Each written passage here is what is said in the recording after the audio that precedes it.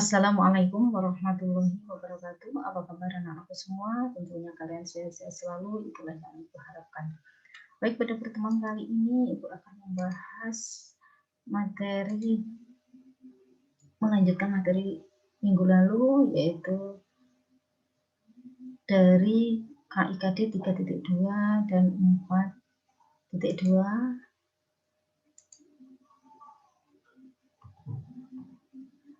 menganalisa dokumen sumber dan dokumen pendukung pada perusahaan jasa dagang. Itu adalah kemampuan yang harus kalian miliki, kemampuan pengetahuan, kemudian yang keterampilan yaitu 4.2 melakukan pengecekan dokumen sumber dan dokumen pendukung pada perusahaan jasa dagang. Perusahaan jasa tidak akan kita bahas lebih lanjut pada pertemuan kelas 11 ini karena sudah kalian pelajari pada saat kelas 10, yaitu di mata pelajaran dasar-dasar akuntansi. Baik, untuk itu kita lanjutkan berikutnya terkait dokumen sumber dan dokumen pendukung perusahaan jasa dagang. Apa saja dokumen sumber itu? Sebelum kita melangkah dokumen sumbernya itu apa saja, kita terlebih dahulu pelajari apa sih dokumen sumber itu. Dokumen sumber adalah dokumen yang dipakai sebagai dasar pencatatan dalam jurnal dan buku pembantu. Nah, kalau dokumen pendukung itu apa? Adalah dokumen yang melampiri dokumen sumber sebagai bukti sahnya transaksi yang direkam dalam dokumen sumber. Jadi, dokumen pendukung ini, dokumen sumber tidak bisa dibuat kalau tidak ada dokumen pendukungnya. Jadi, ada dokumen sebagai dasar untuk membuat dokumen sumber. Dari dokumen sumber itu nanti baru dibuat pencatatan dalam bentuk jurnal, pencatatan pertama, atau ke buku pembantu. Dokumen sumber perusahaan jasa yaitu buku kas masuk, contoh aja ini buku kas keluar, kemudian bisa didasari bukti kas masuk dengan cek, kemudian bukti kas keluar bisa didasari dengan buyut guru, memo, dan ataupun nota kontan. Itulah contoh dari dokumen sumber perusahaan jasa. Tentunya kalian sudah pernah mempelajari pada saat pelajaran kelas 10 dulu, yaitu pelajaran dasar-dasar akuntansi. Kita lanjutkan ke materi berikutnya, yaitu dokumen sumber perusahaan dagang, yaitu ada 12 dokumen sumber. Yang pertama, faktur.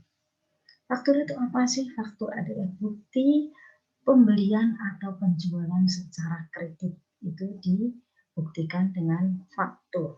Kalau kita membeli kredit, buktinya faktur. Menjual kredit, buktinya juga faktur. Kita lanjutkan yang kedua, yaitu kwitansi. Kwitansi itu apa? Nah, kalau contoh saja kalian membayar SPP, kalau dulu masih ada SPP, membayar mungkin apapun terkait kegiatan yang ada di sekolah, itu dikasih kwitansi. Itulah bukti yang namanya kwitansi. Atau mungkin pembelian seragam dan lain sebagainya, itu berupa kwitansi. Kita lanjutkan cek.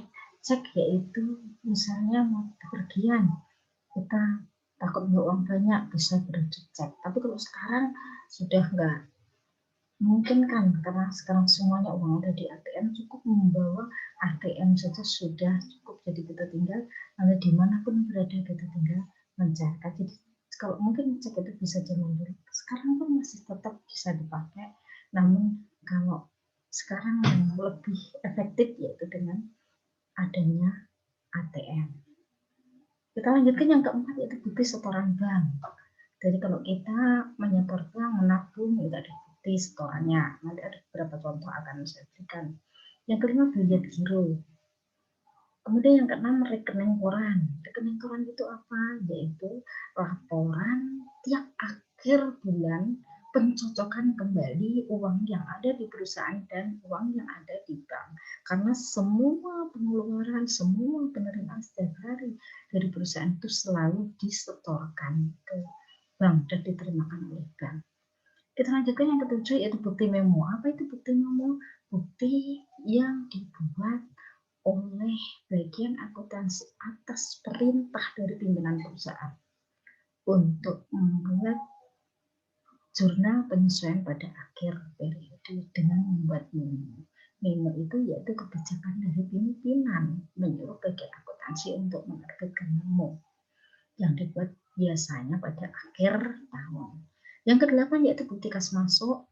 Jadi kalau ada karena perusahaan dagang, ada penjualan, ada kas masuk setiap hari direkap, baru buat bukti kas masuk, baru bisa dimasukkan sebagai catatan dalam jurnal. Bukti kas keluar juga seperti itu, setiap hari direkap sampai kas keluar satu hari itu sampai berapa juta, kemudian dibuatkan bukti kas keluar, baru bisa dibuat catatan di dalam jurnal. Kemudian yang ke-10 nota kredit, yang ke-11 nota debit. Apa sih nota kredit? Nota kredit adalah kalau kita menjual barang, kalau dalam perusahaan dagang itu penjualan itu tidak hanya dilakukan tunai, tapi juga kebanyakan dilakukan secara kredit. Menjual barang secara kredit, barang sudah diterima oleh pembeli, kemudian karena tidak cocok dikembalikan lagi kita. Berarti nanti siapa yang membuat nota kredit adalah pihak penjual. Kemudian nota debit, jadi barang yang sudah kita beli, kita sebagai perusahaan, nanti kita kembalikan karena kita tidak merasa tidak cocok. Jadi yang membuat tetap sebagai nota debit kita ajukan ke di mana barang kita beli tadi. Nota kontan apa? Kalau nota kontan yang jelas kalau kita membeli secara tunai kita akan mendapatkan nota kontan. Contoh saja kalau kalian belanja di mungkin beli sepatu itu pasti dikasih nota, nah, itulah nota kontan yang dimaksud dengan nota kontan. Jadi itu adalah beberapa dokumen sumber perusahaan dagang. Baik, kita melangkah saja, yaitu contoh. Ini ada contoh kwitansi, tentunya tidak selagi karena kalian juga pernah mungkin menerima kwitansi karena mungkin pada saat pembelian seragam, pembayaran apapun yang terkait dengan ini ada contoh kwitansi. Ini adalah contoh faktur yang berikutnya.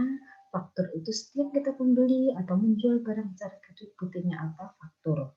Nanti kalau sudah bayar baru kita mengeluarkan, misalnya berarti jurnal pengeluaran kas atau dengan bukti pengeluaran kas. Mungkin bisa kwitansi, mungkin bisa apa berupa nota dan lain sebagainya, bukti kas masuknya.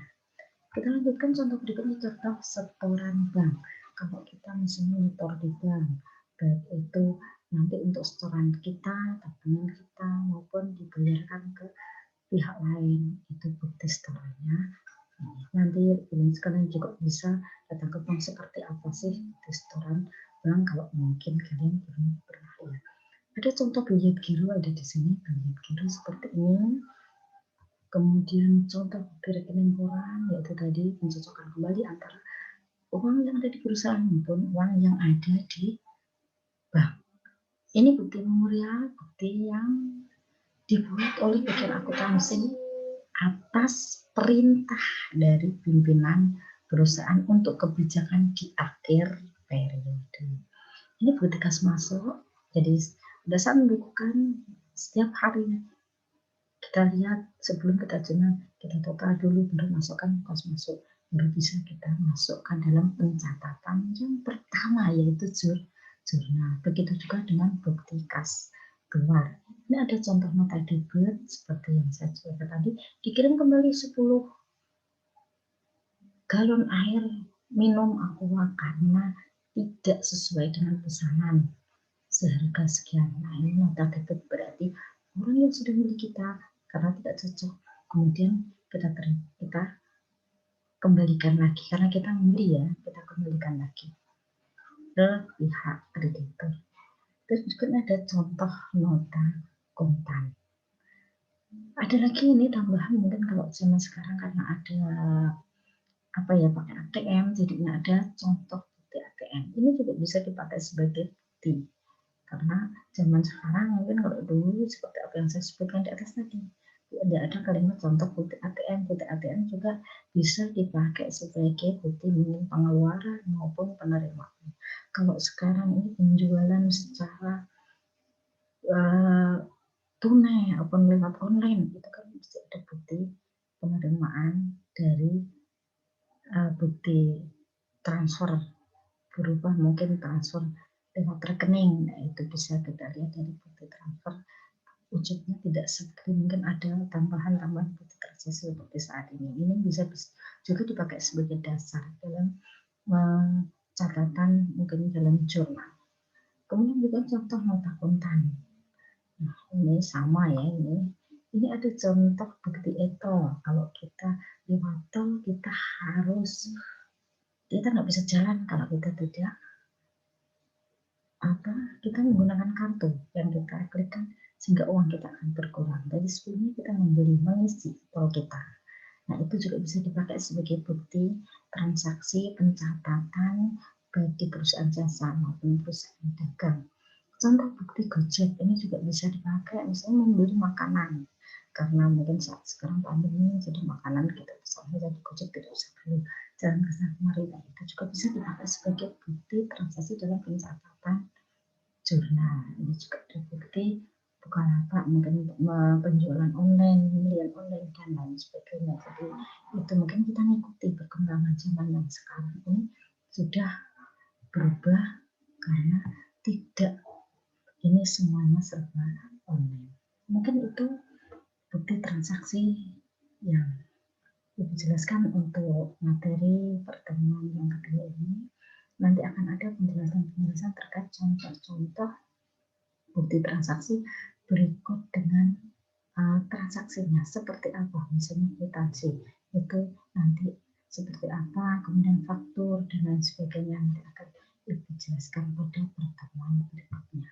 Demikian anak-anakku semua, kalian tetap jaga kesehatan, tetap patuhi protokol kesehatan, jangan sampai kalian lengah, jadi semua mengintai di samping kita, jadi kita kalau nggak hati-hati kita akan kena sendiri. Jadi tetap jaga kesehatan. Mungkin itu saja yang saya sampaikan. Akhirul kalam, wassalamualaikum warahmatullahi wabarakatuh.